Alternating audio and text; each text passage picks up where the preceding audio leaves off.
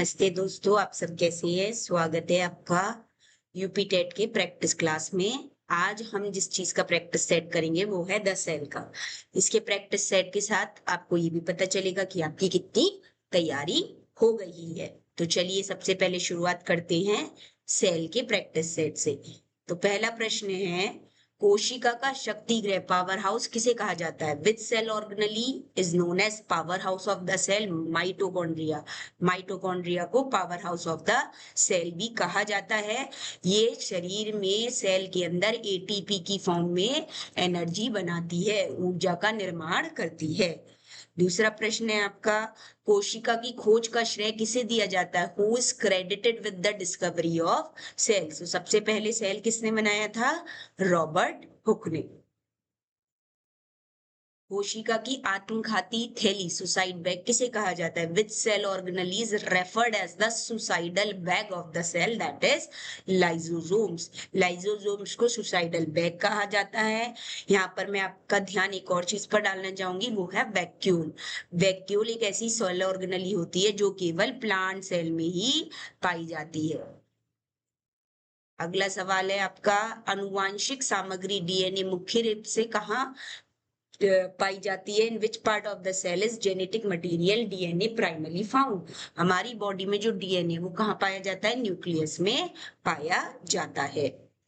निम्नलिखित में से क्या केवल पादप कोशिकाओं में पाया जाता है? Which of the following is found only in plant cell?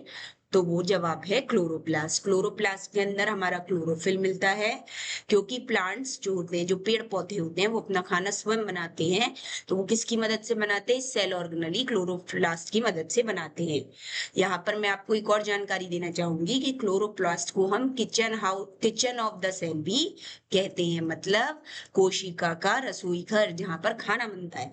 तो जो पेड़ पौधे होते हैं वो अपना खाना इसी के अंदर बनाते हैं। अगला सवाल है हमारा, राइबोसोम्स का मुख्य कार्य क्या है? What is the primary function of ribosomes? Ribosomes endoplasmic reticulum, ये भाई आपका एंडोप्लाज्मिक रेटिकुलम है। इसके ऊपर जो छोटे छोटे छोटे छोटे दाने मिलते हैं, इन्हें हम कहते हैं राइबोसोम्स। तो राइबोसोम्स क्या बनाने में मदद करती हैं? Protein synthesis. इनका कार्य क्या है? प्रोटीन बनाना। अगला सवाल है आपका, कोशिका झिल्ली और केंद्रक के बीच स्थान को क्या कहते हैं? The fluid filled between the cell membrane and the nucleus. Cell membrane मतलब बाहर की ये जो झिल्ली होती है, इसे सेल मेम्ब्रेन कहते हैं। तो सेल मेम्ब्रेन और न्यूक्लियस, जो centre part of the cell होता है, उसके बीच में क्या पाया जाता है? साइटोप्लाज्म। अगला सवाल है आपका, प्रोटीन को पैक करने और निर्यात करने के लिए कौन सा अंग जिम्मेदार है? भाई आपका प्रोटीन जो है वो राइबोसोम्स ने बना दिया। अब उस प्रोटीन को पैक करके और उसे बाहर भेजने का कार्य कौन करता है? Golgi apparatus.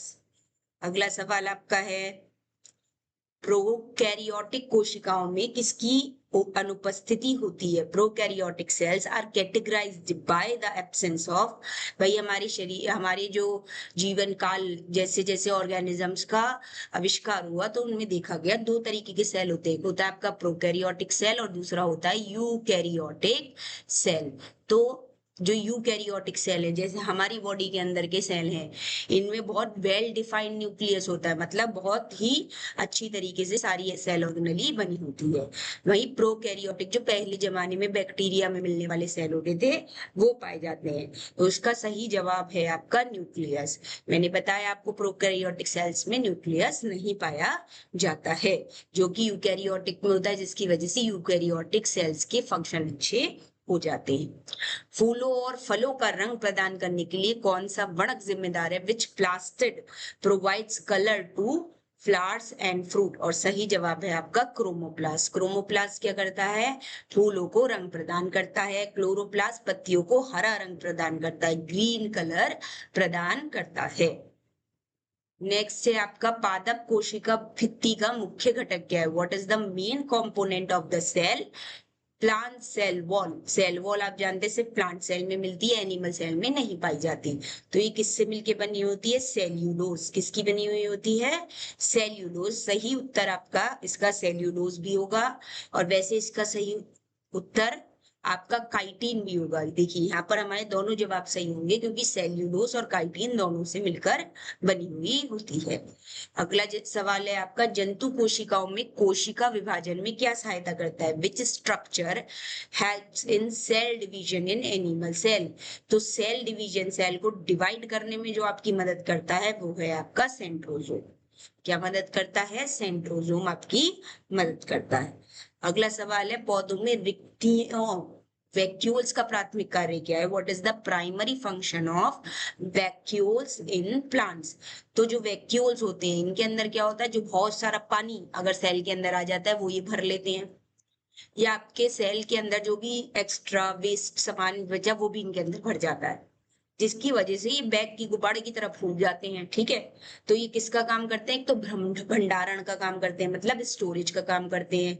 तो जो हमारा सही उत्तर है यहाँ पर वो है ए, स्टोरेज एंड टर्जिडिटी। टर्जिडिटी का मतलब क्या हुआ? यहाँ पर जब बैग के अंदर आप सामान भर देंगे तो वो टाइट से हो जाएगा, तो वैक्यूल्स क्या करते हैं? टाइट से हो जाते हैं, है ना। और सेल जो होती है वो फुली फुली सी हो जाती है। फ्लूइड मोज़ेक मॉडल बहुत इंपॉर्टेंट है ये भी। फ्लूइड मोज़ेक मॉडल को एक्सप्लेन किस कि कौन सा स्ट्रक्चर इसको एक्सप्लेन करता है? वो है आपका सेल मेम्ब्रेन। कोशिका की झिल्ली इसको एक्सप्लेन करती है। राइबोसोम की उपस्थिति के कारण कौन सा ईआर प्रोटीन संश्लेषण से जुड़ा है? विच एंडोप्लाज्मिक, ईआर यहाँ पर है आपका एंडोप्लाज्मिक रेटिकुलम। अगर किसी बच्चे को कंफ्यूजन है तो ध्यान रखे, endoplasmic reticulum is associated with protein synthesis। कौन सा एंडोप्लाज्मिक रेटिकुलम प्रोटीन सिंथेसिस से जुड़ा हुआ है? इसका सही जवाब है आपका रफ ईआर। देखो जो हमारे एंडोप्लाज्मिक रेटिकुलम होते हैं वो दो टाइप के होते हैं, एक होता है स्मूथ और दूसरा होता है रफ। जो रफ वाला होता है, भाई रफ का मतलब क्या है? खुरदुरा सा। तो वो किसकी वजह से रफ है? क्योंकि इसमें प्रोटीन बनता है। जबकि स्मूथ वाले में लिपिड और फैट्स बनते हैं, इसलिए ये क्या होता है? तेल की तरह स्मूथ हो जाता है। ठीक है, अगला सवाल आपका है, इनमें से कौन सा एक यूनिसेल्युलर जीव है, मतलब एक ही सेल से बना हुआ है? कौन सा जीव है ऐसा जो यहाँ पर एक ही सेल से मिलकर बना है? वो है आपका अमीबा। ह्यूमन जो है वो मल्टी सेल्यूलर है, मतलब कई सारे सेल से मिलकर बना है। प्लांट भी कई सारे सेल से मिलकर बना हुआ होता है। अगले सवाल पर आते हैं, प्रकाश संश्लेषण के लिए प्रकाश ऊर्जा को अवशोषित करने के लिए कौन जिम्मेदार है? What pigment absorbs light energy of photosynthesis? अगर आपको फोटोसिंथेसिस की रिएक्शन के बारे में पता है तो आपको पता है वहां पर किसका इस्तेमाल होता है? क्लोरोफिल का इस्तेमाल होता है। तो क्लोरोफिल क्या करता है? जो भी सूर्य की किरणें हैं जो लाइट एनर्जी, सोलर एनर्जी की फॉर्म में पेड़ पर पड़ती हैं, उसको किस में बदल देता है? केमिकल एनर्जी में बदल देता है। किसमें? रसायन में बदल देता है, रासायनिक ऊर्जा में बदल देता है। तो क्लोरोफिल का कार्य क्या होता है? यहाँ पर क्लोरोफिल का जो कार्य है वो है लाइट एनर्जी या सोलर एनर्जी, सूर्य की किरणें, सौर ऊर्जा को किसमें बदलना होता है? इसका केमिकल एनर्जी। इस केमिकल एनर्जी का क्या काम होता है? भैया आप सब अपने घर में खाना बनाते हैं, खाने के लिए आपको गैस की जिम्मेदारी चाहिए होती है। गैस नहीं होगी तो खाना पकेगा कैसे? ऐसे ही पेड़ों में जो खाने पकाने का काम होता है वो इस केमिकल एनर्जी का होता है। तो क्लोरोफिल का काम ही फोटोसिंथेसिस में है लाइट एनर्जी, मतलब सोलर एनर्जी को किसमें बदलने का? Chemical energy. अगर आपसे पूछ लिया जाए कि भाई फोटोसिंथेसिस की केमिकल रिएक्शन क्या है, तो फोटोसिंथेसिस की जो केमिकल रिएक्शन होती है वो है कार्बन डाइऑक्साइड प्लस वाटर।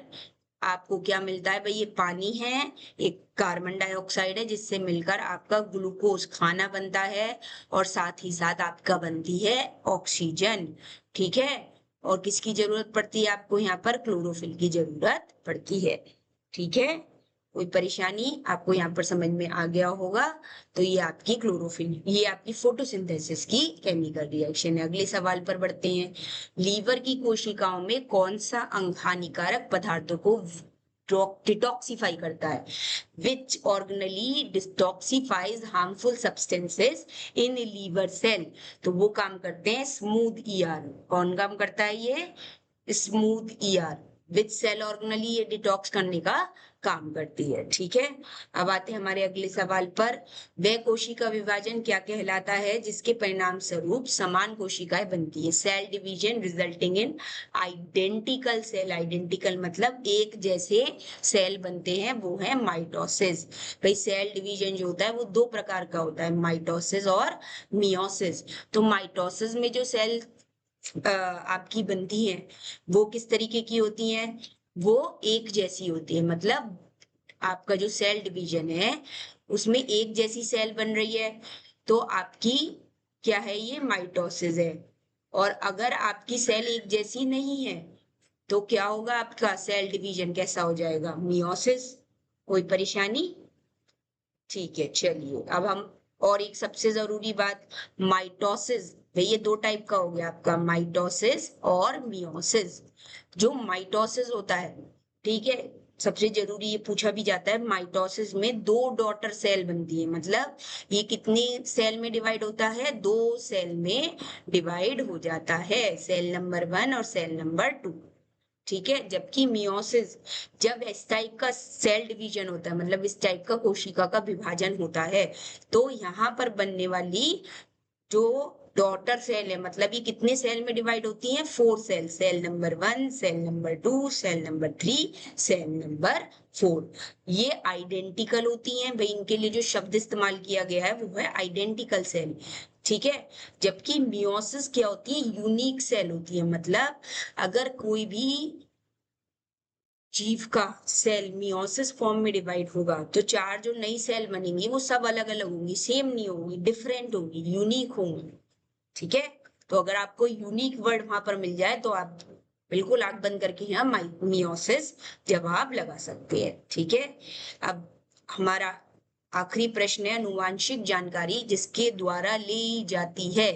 भाई हमारे शरीर के अंदर कौन सी ऐसी चीज है जो हमारी हेरिडिटी इंफॉर्मेशन, आंख का कलर या हमारे शरीर का जो रंग है, इन सब के बारे में, इन सब चीजों के बारे में जो जानकारी रखता है, हमारी बीमारियां, हमारे शरीर में होने वाली चीजें, क्रियाओं के बारे में ध्यान रखता है, वो कौन सा सेल ऑर्गेनली है? तो इसका सही जवाब है क्रोमोसोम्स। कौन रखता है? क्रोमोसोम।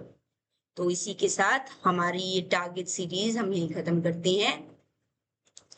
ऐसे ही हम हर दिन 20 प्रश्न लाते रहेंगे। आप अपनी तैयारी को बिल्कुल सुचारू रूप से रखिए।